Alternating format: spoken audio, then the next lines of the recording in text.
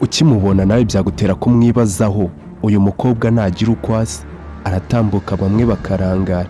Abasore b'i Kigali ndetse n'abagwizatungo bose barahashiriye barahatigitira, dore yuko uyu mukobwa yaba mu buzima bwe adapfa kwigaragaza cyane kandi akunda kuryohereza hanze y'igihugu cy'u Rwanda, nubwo bitamubuza gushimisha abanyarwanda muri rusange ndetse n'abamukurikira ku mbuga ziwe nkoranyambaga.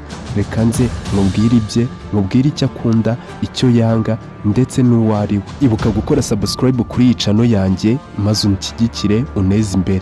Ni NaSB nk'ibisanzwe, kora like, comment na share ubundi dukomeze kubana kuri uyu muyoboro wacu wa YouTube utagira ukusa.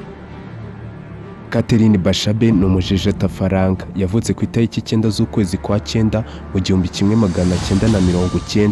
Uyu munyarwandakazi akaba n'umushabitsi mu bijyanye no gucuruza imideri. Uyu munyarwandakazi akaba yarashinze kampani zizwi hano mu gihugu, Kabash Brand iyi ngiyi icuruza imideri, ndetse na Kabash Associé Organisation iyi ngiyi ikaba ari ikora ibijyanye n'ibikorwa by'urukundo byo gufasha abantu ndetse no gushyigikira abagifite ubushobozi bukeya. Uyu mukobwa yamenyekanye bwa mbere mu mateka yiwe ubwo yatsindiraga kuba nyampinga wa MTN cyangwa umukobwa wahize abandi mu marushanwa yari yateguwe na MTN mu mwaka w'2010.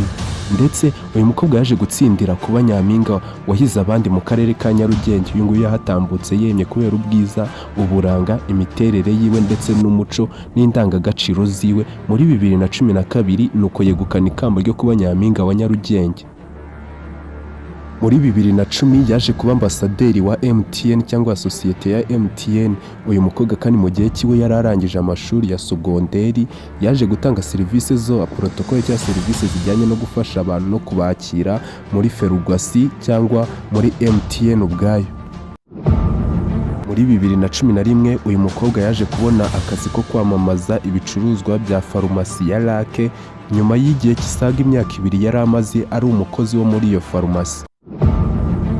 Muri 2012 uyu mukobwa yatangije sosiyete yiwe ku giti cye itumiza ibicuruzwa byo hanze, harimo imodoka, imyenda ndetse n'ibikoresho byo mu nzu.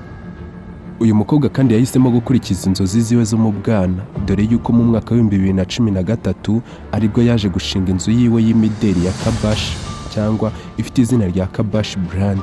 Mu mwaka w'2016 Bashabe yatumiwe mu birori mpuzamahanga muri Amerika bijyanye no kumurika imideri abifashijwemo na leta y'u Rwanda, nyuma y'uko yamufashije ikavuga ati reka tugutumire maze abari ujya kuduhagarira muri ibi birori muri Amerika maze umurika imideri.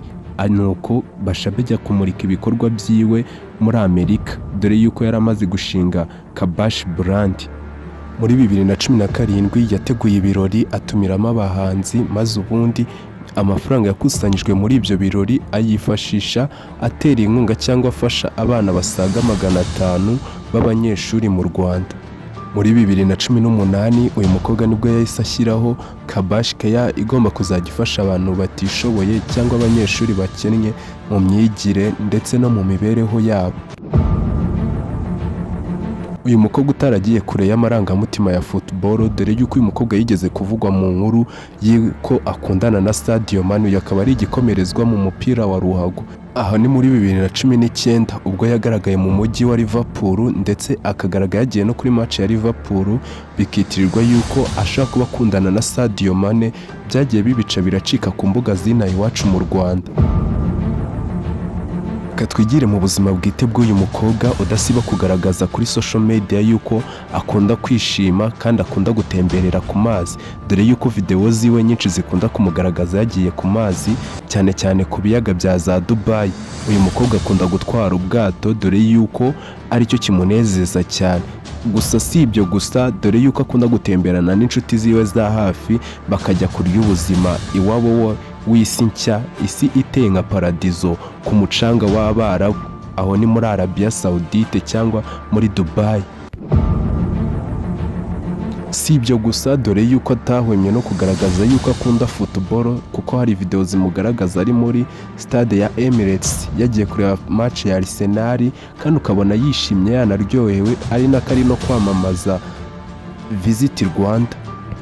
Dore yuko uyu mukobwa akunda no kugaragaza ko yishimira inyamaswa cyane cyane nk'imbwa, ingwe n'ibindi, aba yasohotse yagiye kubireba ndetse n'intare muri Dubai, dore ko hari video nyinshi zimugaragaza anezejwe nabyo kandi ari gukina nazo. Mwibutsa yuko ukeneye amateka arambuye kuri uyu mukobwa cyangwa ku byamamare, wasura urubuga rwa Wikipedia kuko natwe ari rwo tuba dukesha zino nkuru. Ni Ranesby n'ibisanzwe, ndakwibutsa gukora subscribe, like na comment na share mu gihe ukunda ibyo nkora kandi ukaba nanjye unshyigikira wifuza iterambere ryanjye. Amahoro y'Imana bane namwe kandi ndetse n'imigisha, naho ubutaha. Wifuza yuko hari indi documentaire ukeneye ko twazagukorera, watwandikira muri comment.